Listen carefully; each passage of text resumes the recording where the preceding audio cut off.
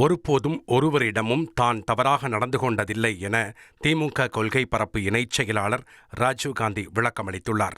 சமூக வலைதளத்தில் பெண் ஒருவரிடம் ஆபாசமாக பேசியதாக ராஜீவ்காந்தி மீது குற்றச்சாட்டை முன்வைத்து வெளியான ஸ்கிரீன்ஷாட்டுகள் பரபரப்பை ஏற்படுத்தின.